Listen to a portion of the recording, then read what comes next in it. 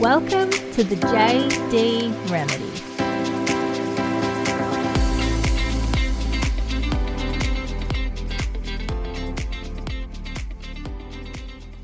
What's up, guys? Welcome back to another episode of the JD Remedy. Thank you so much for tuning in this week. It has been a roller coaster of a few days, probably even a week and a bit. I was meant to fly out to New Zealand Monday just gone. I'm currently recording this on Tuesday evening. We had to change our flights like 6 times as it was to try and avoid hotspots in Australia. Like we couldn't fly through Sydney or we couldn't fly through Melbourne at one point. So we ended up changing our flights about 6 times to try and get to New Zealand to run this 2-day live event. We ended up getting a flight directly to New Zealand on the Monday, which was yesterday.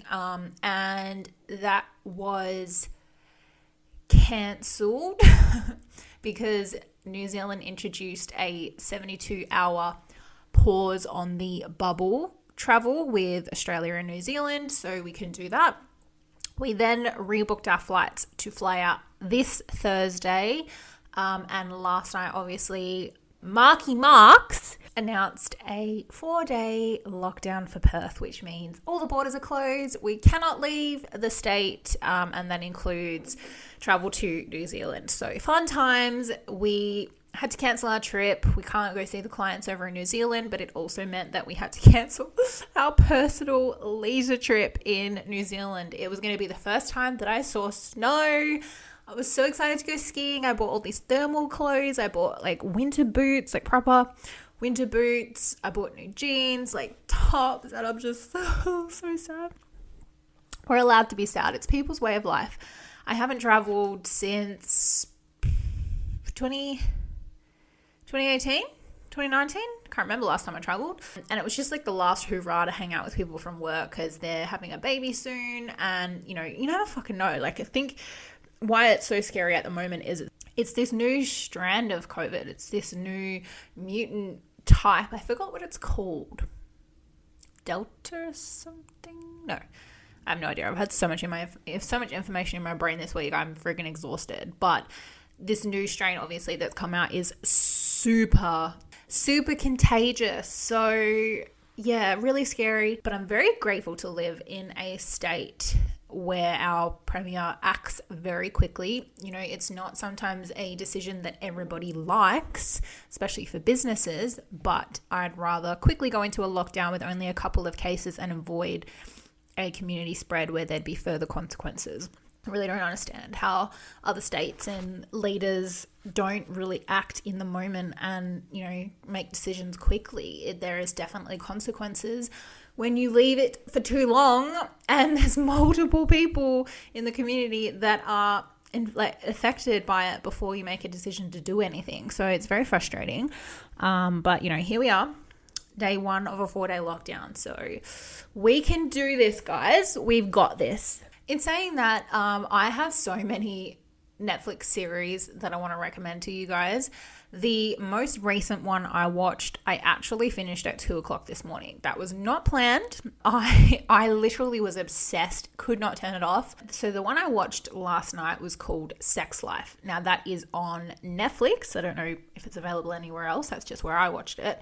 And it was awesome. It's obviously rated R because it's got some quite detailed, intense sex scenes in it, which is obviously amazing to watch anyway.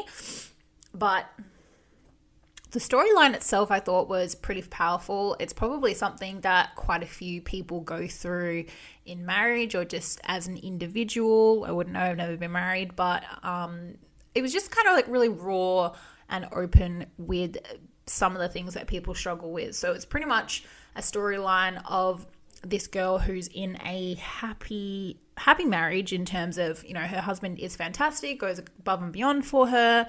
They have 2 beautiful kids together and, their life is peachy keen. He earns a lot of money and they have a really beautiful house.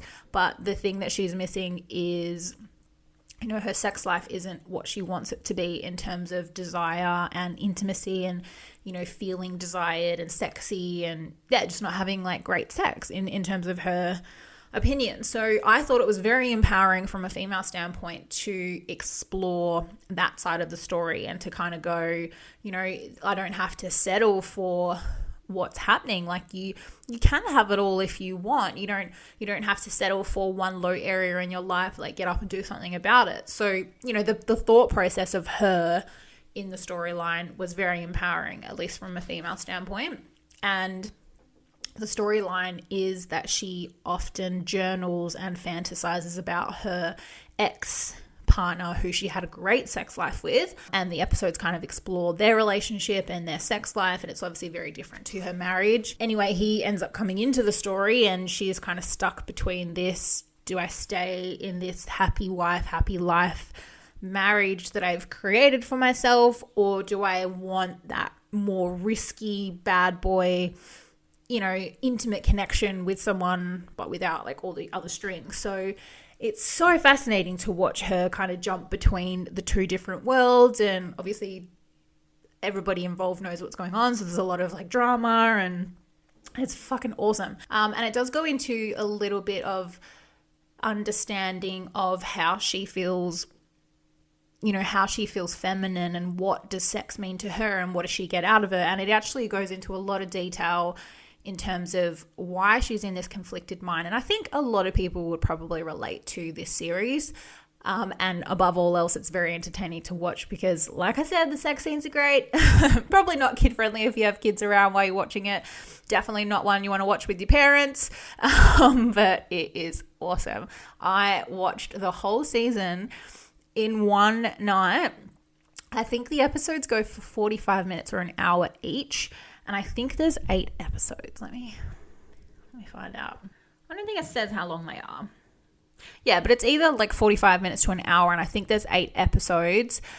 8 to 10 episodes. I really don't know. They kind of all blurred together last night because I clocked the whole thing, which I normally do. I can't do anything half-assed. If I'm obsessed with something, I just have to keep going. So yeah, watched the whole thing, stayed up till about 2:30 in the morning, and yeah, now it's all over and I'm sad. But fantastic ending as well. They kind of left it a cliffhanger, but not left it a cliffhanger. It's one of those ones where if they are going to do a season 2, you really have to think about, well, how are they going to do season 2? Like, there's so many opportunities here.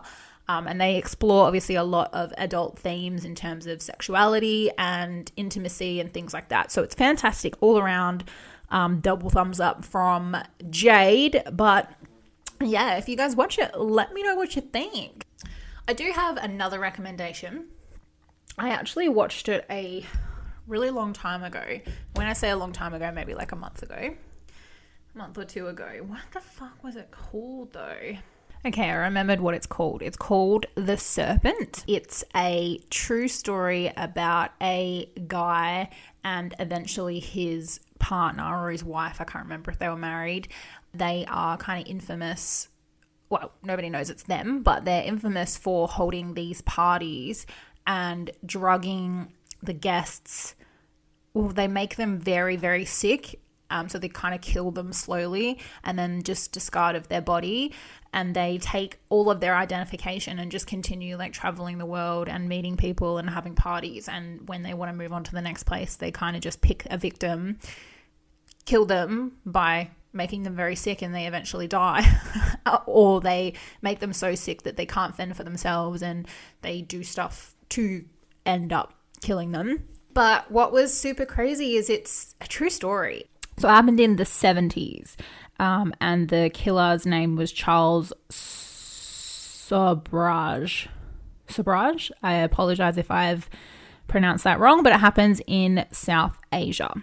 And obviously like a few other places because they travel, but highly recommend that as well. Those episodes are super long. I think I clocked that in one day, maybe 2. There's just so much to watch, you just got to get it done. So yeah, I really liked that one. That had really, if you're into true crime documentaries, which I love, I know a lot of you guys love as well. I get a lot of comments about it. So this is more of like a true crime movie.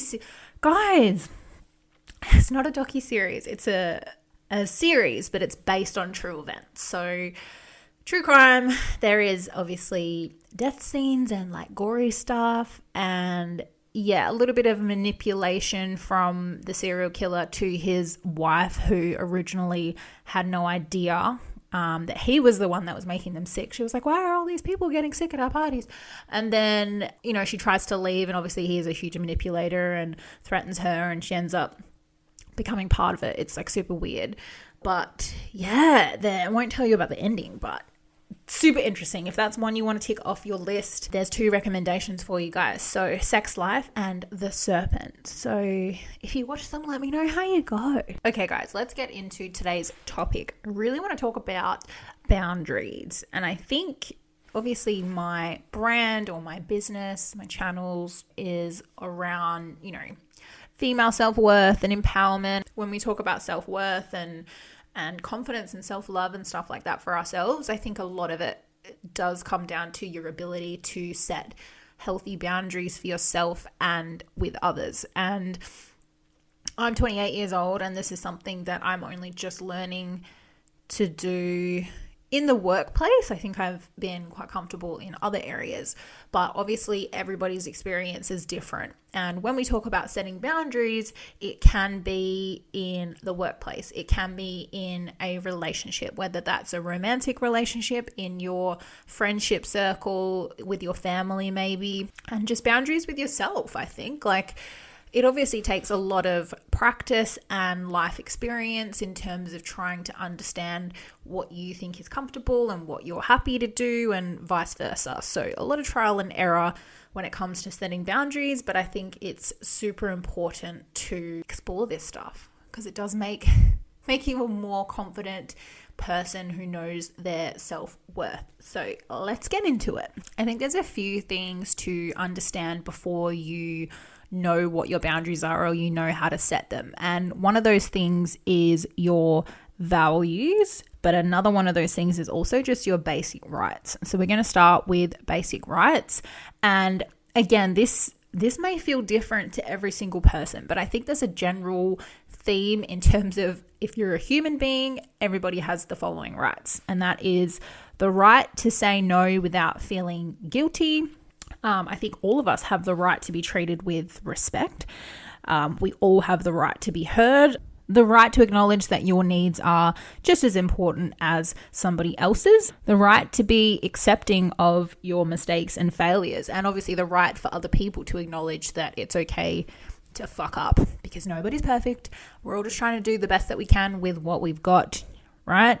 And it's the right to not meet other people's unreasonable expectations of yourself. I think that's a big one. Expectations is a huge thing, and we put expectations on people based on our own values, based on our own experience. So it's okay if you don't meet other people's expectations, because that has nothing to do with you. That's their own shit they got going on. So yeah, the right to not meet other people's unreasonable expectations of you. I think knowing what your basic rights are as an individual and a person, because when that feeling of guilt comes up, which is a big thing that crosses with boundaries, is obviously that feeling of guilt. If you just know your basic rights, list them off. It could be the ones that I just wrote down, or what are the basic rights to you.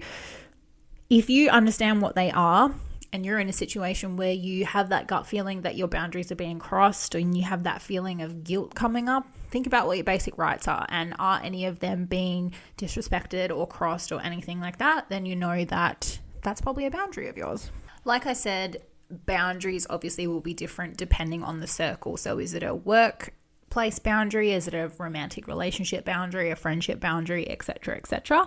But they can be different per person in that circle as well. So obviously that would be based on who do you trust, who do you know, and who do you have a history with, that you have experience with them. Who do you actually respect, and what's your comfort level with people? And the important thing to know about boundaries is they should be flexible. And when I say flexible, I mean don't draw a sand in the line and leave it at that and never explore it again. As you grow as a person, as your relationships adapt and change, your needs and wants will probably change as well as you grow up and have more life experience and have more confidence in yourself. So for yourself, don't be scared to explore what your boundaries are and be flexible with them. And the same goes in relationships. If you, let's say you've been in a relationship for 10 years, the boundaries that you set when you first met that person versus how you feel with them 10 years later is probably very, very different. So even if it's a shorter relationship, it is completely fine, and it is your basic right to understand that you can change your boundaries whenever you like. If you've set with someone at the beginning of a relationship, I'm not comfortable with this is my boundary, and then you adapt and grow with that person, it's okay to have that conversation again, and they have to respect that. They have to honor that. Remember, go back to your basic rights: the right to be heard, the right to be treated with respect, and obviously the right to say no without feeling guilty, and the list goes on. So flexibility in your boundaries is super important. I think this is a whole other topic, and I have done a episode on communication, but setting healthy boundaries, I think a huge important component of that is communication.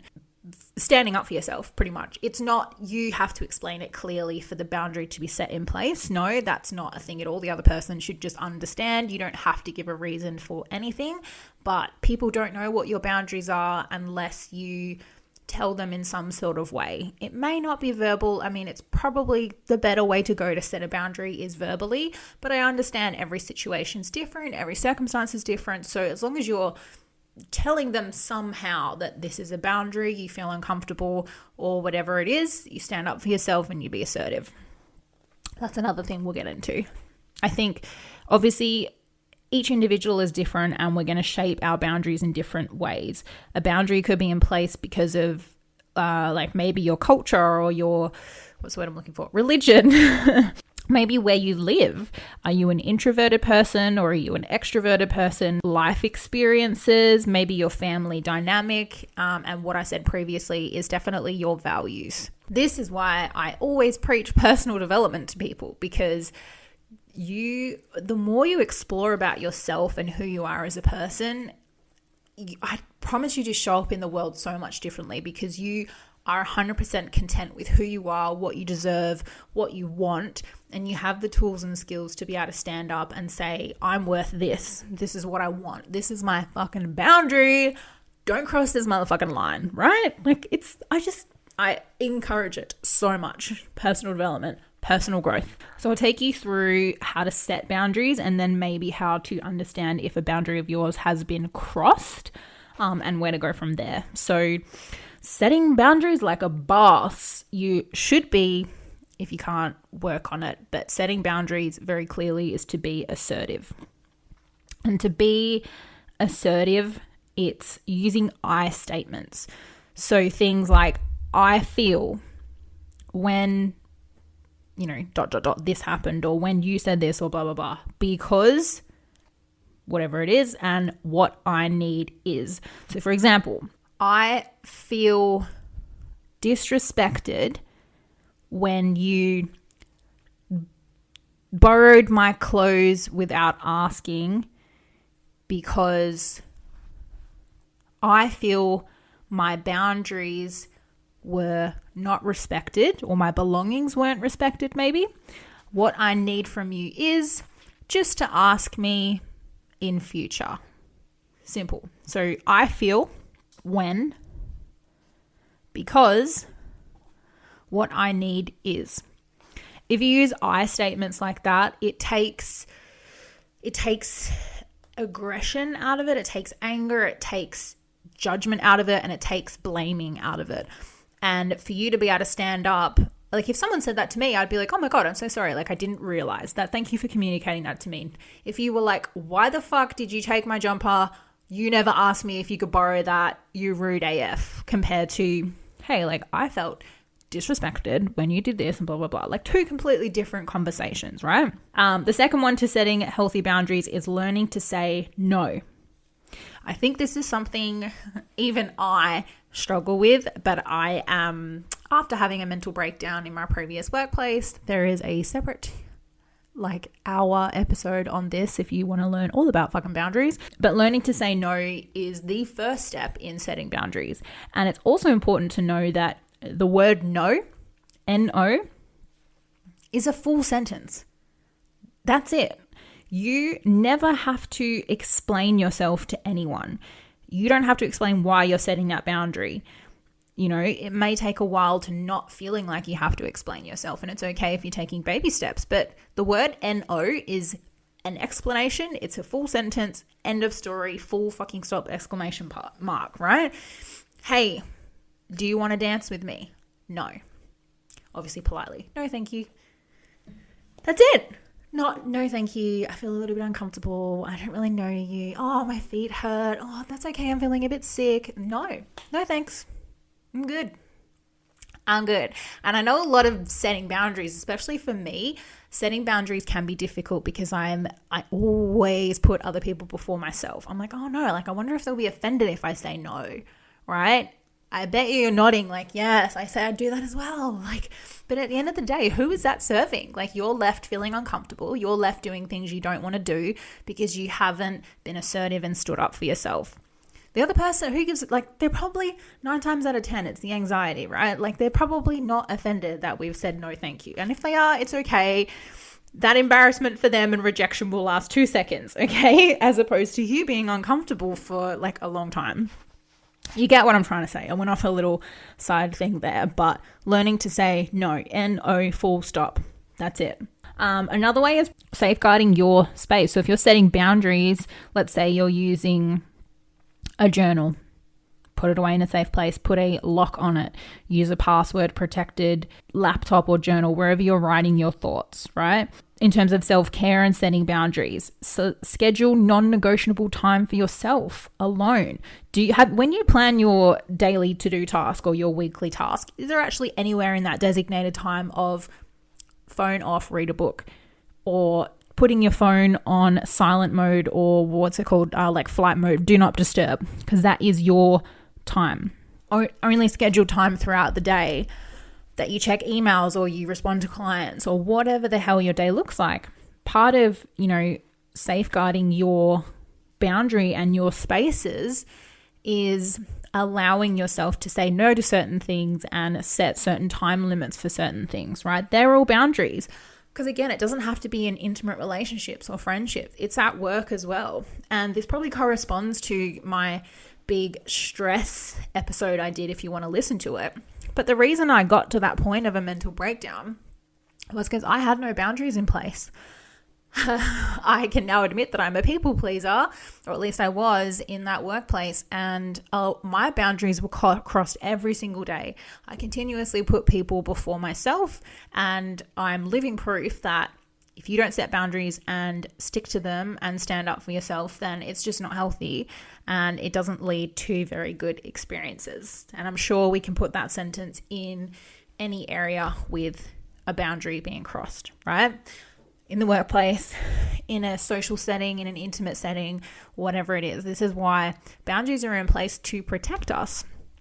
Boundaries are in place so we feel safe and secure and comforted, right? So how long have you not been setting a boundary for yourself? Or how long have you allowed others to disrespect your boundaries and cross them? Have you even acknowledged what your personal boundaries are? Do some journaling on it. Write down the word boundaries on a piece of paper in different settings, workplace, social, friends, family, whatever it is.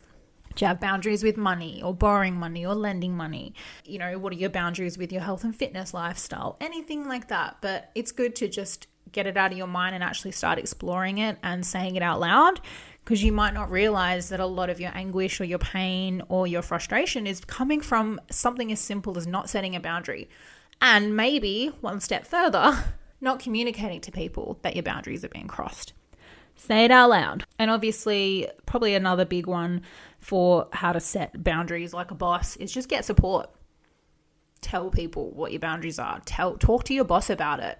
If you had a situation with a coworker, tell someone how uncomfortable you were in that situation because it crossed this boundary, so they can help guide you and make sure that you're in a supportive environment moving forward. And if you're uncomfortable setting boundaries or you have no idea what I'm talking about, you can get support by seeking professional help, like a therapist or, a coach or whatever it is. Do some personal development and try and understand it a little bit better. Okay, so let's get into knowing or how to understand when your boundaries are being crossed. So I don't know if it's a bad example or a normal, unfortunately, example. Obviously, with intimacy and, you know, romantic settings where you just meet a stranger, there's definitely boundaries in place, right? For me personally, if I don't know someone, don't want you to like touch me inappropriately. Do you know what I mean? Like, if you're my boyfriend, cool, grab my ass. If you're a stranger, do not touch my ass. I remember I was in a nightclub once, and this probably happens to everyone. It's disgusting. I remember being on the floor, like the dance floor in a nightclub, and I was wearing a short skirt, and this guy walked past me, and it was a really crowded, you know, those dance floors where you have to like shimmy across the dance floor because it's so packed. He put his hand not on the top of my skirt on my bum, but up my skirt and grabbed my ass cheek, and I turned around and I smacked him in the head with my clutch because I was like, what the fuck gives you the right to touch my body like that? Oh my God, I was furious. And then I got him kicked out, so it's all good. Well, it's not all good, but you know, another subject, another day. But that is 100% a violation of my fucking boundary. Like, do not touch my body. It is not your body to touch. But yeah, so I don't know why I felt the need to share that story. I feel like I'm getting really sidetracked today. Miko! Okay, well, you're stuck in here now, mate. You just closed the door. Come here.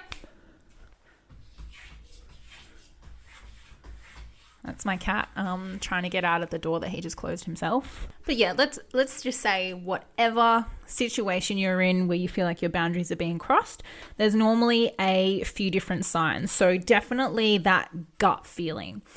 And I think we all know what a gut feeling is. You feel it when something is a bit off. You're like, oh, I just know something is not right here. Like, I don't feel comfortable, or whatever your gut feeling is telling you. There's definitely physical signs when your boundaries are being crossed. You know, that anxiety kind of feeling, you're uncomfortable. Maybe your jaw tightens, or you clench your fists, or I fidget quite a bit when I'm uncomfortable. Like, I'll start tapping my foot or moving my knee up and down really quickly, or just playing with my fingers, or maybe biting your nails when you're uncomfortable. So pay attention to those physical signs. That's your body kind of, you know, alerting that fight or flight system. Going, oh, what are we doing here? Like, we're going to stay and fight? We're going to run, bitch. Like, what's happening? You're uncomfortable. This is my alert warning signs going off for your body that a boundary is being crossed. Listen to them. Obviously, mentally, you know, that voice inside your head, whatever it's saying to you, but listen to it. Don't put yourself in uncomfortable situations and stay in it. Remove yourself, or say to someone, you know, be assertive. No, that's it. No thanks. GTFO. So yeah, and in saying that, I think it's super important to respect other people's boundaries. Watch and pay attention to cues of them being uncomfortable, whether it's physical or verbal. I think for verbal, definitely if you are having a conversation with them and they're not engaging, or they're just nodding their head, or, you know, that negative body language, maybe they've crossed their arms, or they're trying to turn away from you, they're not, like, they're avoiding eye contact, are probably some really big signs in terms of physical and verbal that they're just really uncomfortable. And again, like I said, communication is key with respecting other people's boundaries and having them respect you. So listen without judgment, so they feel comfortable with you. But I think this is super cool, like, especially with kids, is ask before doing anything.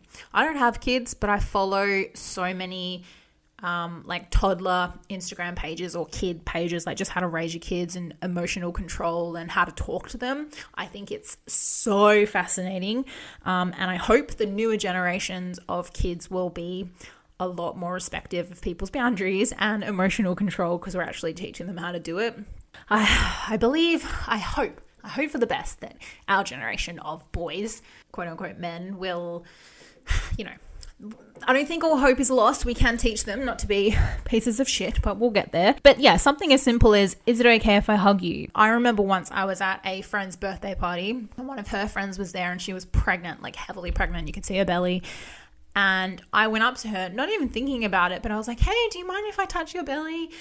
And she was so taken back. She's like, oh, like, no one's ever asked me that before. People just walk up to me and touch my belly when I'm pregnant. And I know if any of you mamas are listening, you're like, fuck, like that's so annoying when that happens. I can just imagine. And it's little things like that that we don't think about. Just because they're pregnant and they have a pregnant belly does not give you the right to touch their belly. Like if it's your fucking sister or something, sure. But you get what I'm trying to say? Like that is someone's, you don't know if that's someone's boundary and you didn't respect it because you didn't ask. You just assumed that you're allowed to fucking touch their body. Like it's still their body and their personal space. You know, someone may feel exactly the same as I did when that guy put their hand up my skirt. You know, like no judgment when it comes to boundaries. We need to respect people. And I know there's a lot of debate around how we do this with kids in terms of, you know, giving them the choice whether they want to hug Nana and Granddad goodbye. You know, give them the choice whether they want to fucking like shake your hand or hug a stranger they just met. You know, that's teaching kids what boundaries are. That will then teach those kids to grow up and respect other people's boundaries. In a friendship setting, in a romantic setting with a stranger they just met at a party. Like, you see where I'm going with this conversation.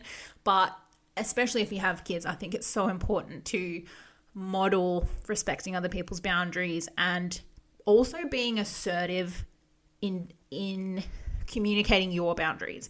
If your kids watch you say to someone, I'm not comfortable with that, or, you know, just having conversations about it with your kids. I don't know why I'm talking about kids so much. I don't have kids. It's not a kids podcast, but you can see how talking about this stuff with kids and teaching them how it actually relates to your adult life and our adult life. Like, it's just such a big thing. And you can understand what a boundary is, I suppose, when you talk about it with kids as well. Something I struggle with, definitely in the workplace, is that work-life balance and work-life boundaries.